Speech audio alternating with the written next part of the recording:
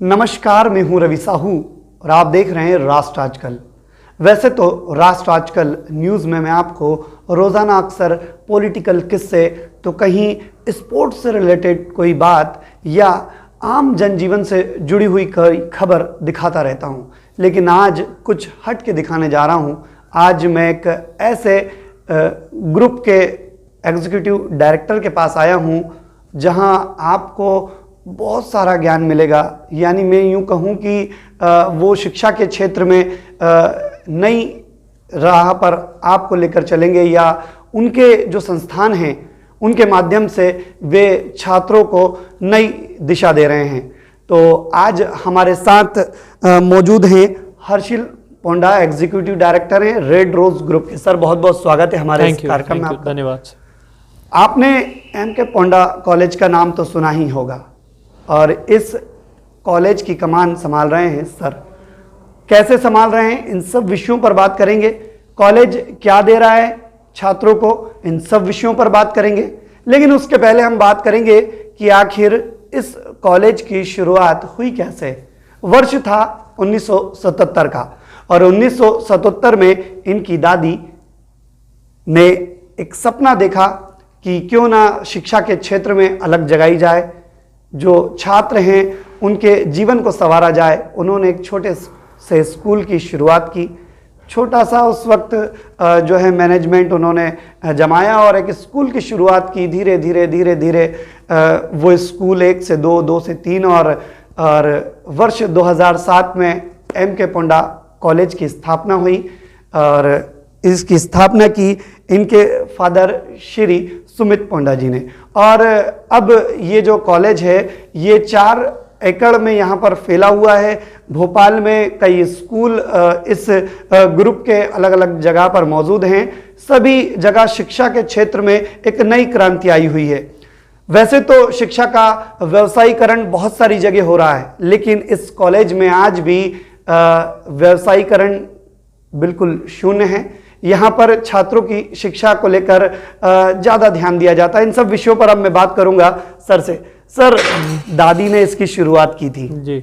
दादी ने जो सपना 1977 में देखा था, वो सपना तो उन्होंने उनके समय पर ही शुरुआत कर दी, पूरा करने की उन्होंने शुरुआत की। क्या लगता है वो दौर और आज के दौर में आप अगर सपना देखें जी तो वो संघर्ष और आज का संघर्ष कितना अंतर है उसमें? जी, मैं कहीं ना कहीं खुद को और मेरे छोटे भाई को बहुत फॉर्चुनेट समझता हूँ कि हमें एक इतना अच्छा बना बेस मिला जी कि आज अगर हम कुछ सोचते हैं तो फिर हमें उस लेवल पे नहीं सोचना पड़ता क्या ये मुमकिन है या नहीं है, क्योंकि हमारी दादी और हमारे पिताजी ने ये करके दिखाया है जी। उन्होंने ये हमें साबित कर दिया कि कोई भी चीज़ नामुमकिन नहीं है अगर मन ठान ले जी, मन बना लें किसी चीज़ का। तो देखते ही देखते जो शुरुआत रेड रोज ग्रुप की पहले स्कूल से हुई थी जहाँ सिर्फ 14 बच्चे थे, आज पूरे ग्रुप में मिलाकर 8000 से ऊपर बच्चे हैं। क्या बात है। तो यही एक रिकॉर्ड है जो हम देख के अपने आप को मना सकते हैं और ये रोज़ तसल्ली देते हैं कि भाई आगे भी जो हम सोचेंगे वो बिल्कुल आसानी से हम अचीव कर सकते हैं। दादी ने शुरुआत की 1977 में, फिर धीरे धीरे कारवा बढ़ता गया। शुरुआती दौर कैसा था? दादी ने संघर्ष बहुत किया होगा क्योंकि इतना आसान नहीं है इतना बड़ा सिस्टम जमाना। तो कुछ बताएं उनके बारे में भी।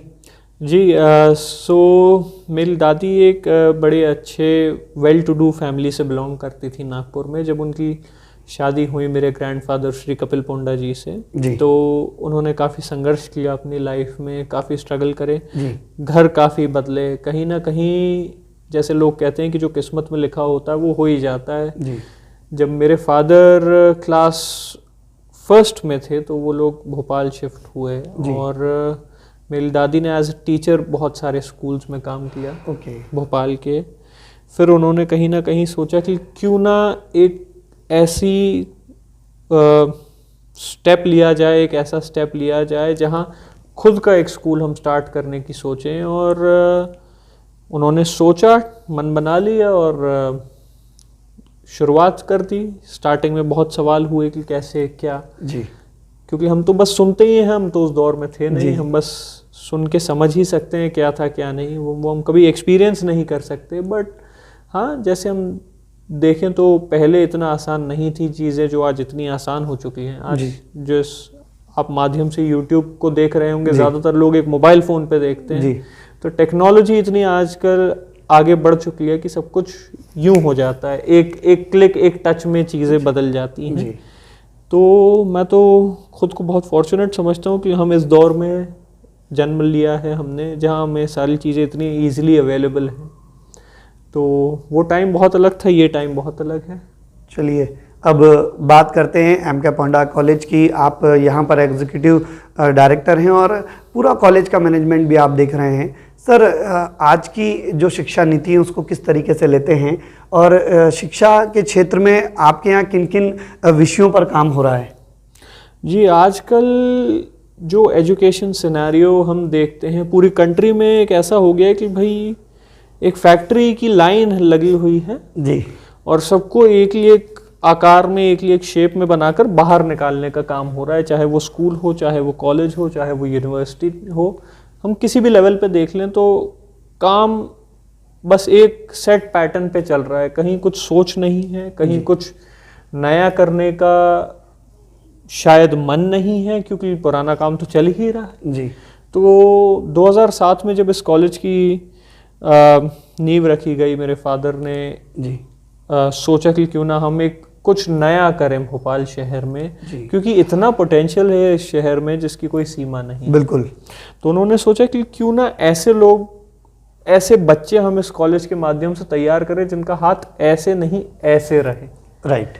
तो वो मांगने वाले नहीं, देने वाले बने। बिल्कुल। तो यही इनोवेशन हमने पहला जो मेरे फादर के थ्रू हुआ इस कॉलेज में, वो यही था कि हम नो प्लेसमेंट कॉलेज की तरह इस कॉलेज को प्रेजेंट करें भोपाल को जी, और ऐसे लोग बच्चे तैयार करें उनके माइंडसेट पे काम करके, जो कि अपने अलावा कम से कम इस देश के एक और आदमी के लिए एम्प्लॉयमेंट जनरेट करें। क्या बात है। तो यही इस कॉलेज का थॉट है। सर, देखने में आया है चकाचौंध बहुत है शिक्षा के क्षेत्र में, बड़े बड़े कॉलेजेस भोपाल में हैं, कई यूनिवर्सिटी भी हैं और उनके बीच जो है आपको भी प्रतिस्पर्धा करनी पड़ती है, कॉलेज चलाना है। तो ऐसे में देखने में आया है कि आप यहाँ पर प्लेसमेंट नहीं करवाते हैं, बच्चे को आत्मनिर्भर बनाने की पूरी कोशिश करते हैं आप।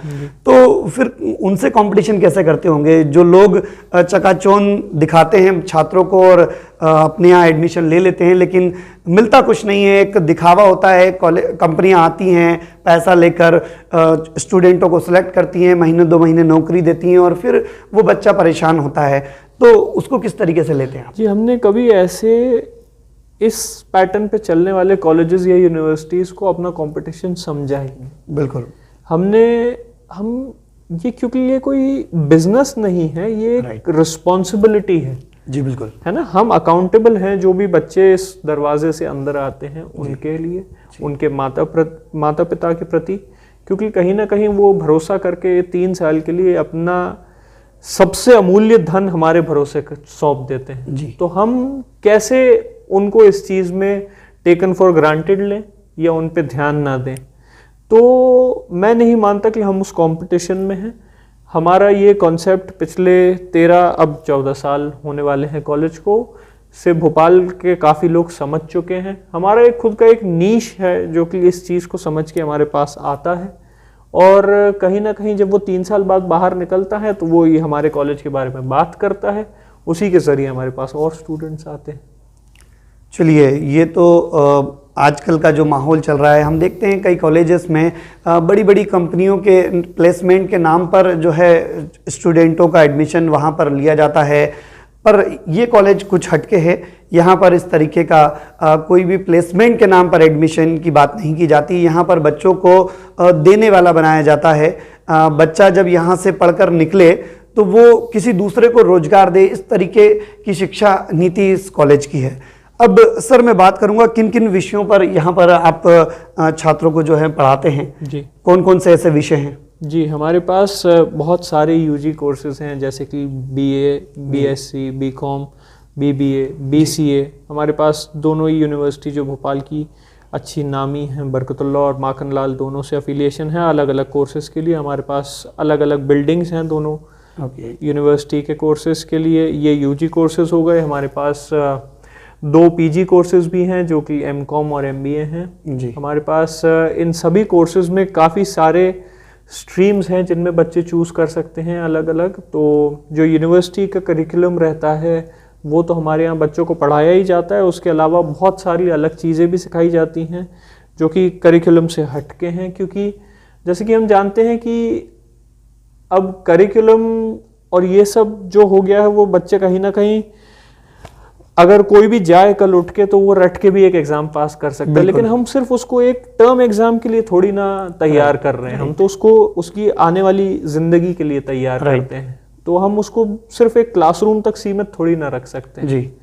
तो ये एक ऐसा कॉलेज है जिसमें लर्निंग इस गेट में घुसते से ही शुरू हो जाती है जी, और घर जाके भी कहीं ना कहीं चलती रहती है। चलिए, अभी एक बड़ी महामारी पूरे देश ने झेली है, वैश्विक महामारी कोरोना अभी खत्म नहीं हुआ, हम कह सकते हैं अभी भी हमको सतर्कता बरतने की आवश्यकता है और हम सारे इंस्ट्रक्शन फॉलो कर रहे हैं और हमारी रोज़मर्रा की जो लाइफ है वो कहीं ना कहीं चेंज भी हो गई है। कोरोना जो कॉल था, जो लॉकडाउन का जो माहौल था, ऐसे में कॉलेज को आपने किस तरीके से मैनेज किया और आपका जो मैनेजमेंट है, आपकी जो टीम है, उनको आपने कैसे हैंडल किया? क्योंकि एक बड़ा लॉस पूरे देश को हुआ है और ऐसे में कॉलेज चलाना, इतना बड़ा मैनेजमेंट, 4 स्कूल और एक बड़ा कॉलेज और इतनी बड़ी संस्था चलाना, तो कैसे मैनेज किया आपने? जी देखिए, क्या है, कठिनाई का दौर था। ये सिर्फ मेरे लिए नहीं था, ये सिर्फ आपके लिए नहीं था, ये पूरे देश के लिए बल्कि पूरे विश्व के लिए। जी बिल्कुल। तो मैं ये कहूँगा कि हम बहुत फॉर्चुनेट हैं कि हमारे स्टाफ ने भी इस चीज़ को समझा जी, खुद को अपग्रेड किया, अपडेट किया जी, ताकि किसी बच्चे का कोई नुकसान ना हो इस दौर में। हमारी जो स्कूल्स हैं वहाँ नर्सरी से क्लासेस हैं 12th तक और यहाँ पीजी लेवल तक हैं। तो नर्सरी से लेके पीजी लेवल तक सारी क्लासेस लगी प्रॉपरली, क्योंकि छोटे बच्चों के लिए हम ऑनलाइन क्लासेस ले नहीं सकते थे, इसलिए उनको व्हाट्सएप पे वीडियोस वगैरह हमने शेयर किए, उनसे काम करवा कर हमने वीडियोस मंगवाए, जिस पे हमने असेसमेंट किया। तो सब कुछ ऑनलाइन चल रहा था। मैनेजमेंट प्रॉपरली, जब हम इंफ्रास्ट्रक्चर की बात करें तो जी थोड़ी बहुत कठिनाइयाँ आई। जैसे ही थोड़ा बहुत अनलॉक होना शुरू हुआ तो हम कॉलेज कैंपस, स्कूल कैंपस में हम लोग आए, हमने देखा तो एक ऐसा दृश्य था जो कि बहुत अच्छा नहीं लगा देख के कि भाई पौधे भी खराब हो चुके हैं, धूल है पूरे सब जगह। बट हमारे स्टाफ ने, आप मानेंगे नहीं, 15 दिन में वापस ऐसे काम कर दिए कि ऐसा लगा ही नहीं कि इतना बड़ा लॉकडाउन लगा था देश में। क्या बात है जी। तो ये था यहाँ का कोरोना के दौरान हाल। मतलब आप देखिए, एक टीम मैनेजमेंट, यहाँ की जो टीम थी उन्होंने भी सपोर्ट किया और जो ऑनर हैं उन्होंने भी टीम को सपोर्ट किया और वापस से हम कोरोना को हरा चुके हैं। अब वैक्सीन भी आ गई है, वैक्सीनेशन का काम चल रहा है पूरे देश में। और शिक्षा के क्षेत्र में जो योगदान एमके पोंडा कॉलेज दे रहा है आज, वो उसके बारे में हम शब्दों में तारीफ बयान नहीं कर सकते। सर, मैं ये जानना चाहूँगा कितने स्टूडेंट्स अभी कॉलेज में हैं जो शिक्षा ले रहे हैं? जी, अभी हमारे यूजी कॉलेज में करीबन 1,500 से ऊपर बच्चे हैं और पीजी कॉलेज में 500 के करीब बच्चे हैं। तो अभी दोनों अगर हम मिला लें तो करीब 2,000 बच्चे हमारे पास कॉलेजेस में हैं और अगर हम पूरे ग्रुप की बात करें तो हमारे पास तकरीबन 8,000 बच्चे हैं। सर, नया जो सत्र, शिक्षा सत्र आने वाला है, अब एडमिशन का दौर आएगा, क्या कहना चाहते हैं उन स्टूडेंट से जो अभी 12th कंप्लीट करके बिल्कुल कॉलेज आने की पायदान पर हैं? तो उनसे आप क्या कहना चाहेंगे? वो अब कैसे अपना सब्जेक्ट चुने? सब लोग इंजीनियरिंग की तरफ भागते हैं, देख रहे में आ रहा है कि बेरोजगारी बहुत ज़्यादा बढ़ गई है, इंजीनियर ढेर लग गए हैं और बहुत सारे ऐसे विषय हैं जिन पर स्टूडेंट्स का ध्यान ही नहीं जाता है। वो सिर्फ 2-4 के इर्द गिर्द घूमता रहता है और अंत में आके वो कहीं ना कहीं किसी छोटी सी जगह एडमिशन ले लेता है। या तो उनको आप क्या सजेस्ट करना चाहेंगे? जी, मैं बस यही सजेस्ट करना चाहूँगा कि कहीं ना कहीं ये जो लॉकडाउन था, इसको हम कह सकते हैं कि it was a blessing in disguise. इसने हमें घर पे रहना सिखा दिया और घर पे रहकर अपना टाइम कैसे सही से इस्तेमाल करना है ये सिखा दिया। आज हमारे पास घर पे इंटरनेट है, हमारे पास एक क्लिक में हमारे सामने सारी चीज़ें आ जाती हैं। तो मैं इन बच्चों से बस यही बोलूँगा कि क्यों ना आप इस टाइम को यूटिलाइज़ करें अच्छे से, घर पे रिसर्च करें कि भाई किस स्ट्रीम में आप क्या फ्यूचर करियर बना सकते हैं आपका, तो सब थोड़ा देखें समझें। अब क्योंकि अनलॉक की प्रक्रिया शुरू हो चुकी है और काफ़ी कुछ चीज़ें खुल चुकी हैं, ज़्यादातर सारी चीज़ें खुल चुकी हैं, तो क्यों आप अपने पेरेंट्स के साथ पूरे कोविड प्रोटोकॉल्स को फॉलो करते हुए अलग अलग कॉलेजेस को विजिट करें, अलग अलग काउंसलर्स से मिलें और समझें कि भाई क्या फ्यूचर आप बनाना चाहते हैं और किस करियर को आप चूज़ करना चाहते हैं। क्योंकि करियर कोई भी सही या गलत नहीं है, छोटा या बड़ा नहीं है, आपका सेटिस्फैक्शन ज़्यादा ज़रूरी है। भाई आज आप मान लीजिए इंजीनियरिंग कर लें या डॉक्टरी कर लें या कुछ भी XYZ कर लें, बीकॉम ही कर लें, क्यों ना, क्योंकि वो आपके सामने एक ऑप्शन आपको नजर आ रहा है। बट अगर आप वो करके खुश ही नहीं है तो फिर क्या फायदा। तो ये एक बड़ी बात है कि आपको जो पसंद है, आप जिसमें कुछ करना चाहते हैं या कर सकते हैं, वही सब्जेक्ट चुनें और वही आप अगर शिक्षा लेंगे तो शायद वो आपके जीवन में काम आएगी। सर, आपने एक बात कही, आपके यहाँ जितने भी स्टूडेंट निकलते हैं वो देने वाले निकलते हैं, तो मैं जानना चाहूँगा 2007 से इस कॉलेज की शुरुआत हुई थी, काफ़ी लंबा समय आपने तय कर लिया है, तो ऐसे कुछ बड़े स्टूडेंट्स जो बड़ी जगह निकल कर गए हों यहाँ? जी, मैं अगर आपको बताऊं, ये इसका कोई हिसाब नहीं करता हमारे अलावा, क्योंकि अगर इसका कहीं रिकॉर्ड रखा जाता तो हम बहुत जल्दी Guinness book of world records में आ चुके होते जी। कि इतने से सालों में हमारे कॉलेज ने 600 से ज्यादा उद्यमी दिए हैं, ना सिर्फ भोपाल को बट पूरे भारतवर्ष को, जिन्होंने कहीं ना कहीं चलते हुए कम से कम 3-3,500 लोगों के लिए काम जनरेट किया है, जो कि एक रिकॉर्ड ही होगा अगर कोई इसकी गिनती करना शुरू कर दे तो। और हम इन सभी, और जो कि अभी अपना व्यवसाय नहीं भी कर रहे हैं, हम इन सब के लिए बहुत गर्व महसूस करने के लिए हमारे यहाँ से निकले हुए बच्चे हैं। और जो अभी अपना व्यवसाय नहीं कर रहे, मुझे पूरा यकीन है कि आगे जाके 2-3 साल में वो अपना कुछ ना कुछ करेंगे। और ये जो मैं 600 से ऊपर की बात कर रहा हूँ, इसके अंदर सबसे अच्छी बात यह है कि इनमें से ज्यादातर फर्स्ट जनरेशन एंटरप्रेन्योर्स। क्या बात। तो जिनके फादर, ग्रैंडफादर, मदर, ग्रैंडमदर वगैरह सब सर्विस में से, सर्विस क्लास से बिलोंग करते थे, उन्होंने भी कहीं ना कहीं अपना व्यवसाय करने की सोची, ठानी, तो ये हमारे लिए एक बहुत बड़ा अचीवमेंट है। कैसे जो एक छात्र है वो जब 12th पास करता है तो भ्रमित बहुत होता है, उसके सामने चकाचौंध बहुत रहती है कि इस कॉलेज में एडमिशन ले लूँ, उसमें एडमिशन ले लूँ, क्योंकि उनको बाहर से, बाहरी आवरण कुछ और दिखता है और अंदर कुछ और होता है। तो ऐसे में स्टूडेंट क्या सतर्कता रखें, क्या देखें जब वो एडमिशन लेते हैं तब? जी, मैं बस यही कहूँगा कि स्टूडेंट्स एडमिशन लेते टाइम कॉलेज का इंफ्रास्ट्रक्चर तो देखते ही हैं, उसके साथ साथ कहीं ना कहीं ये कोशिश करें कि वहाँ के टीचर्स से उनका एक इंटरेक्शन हो।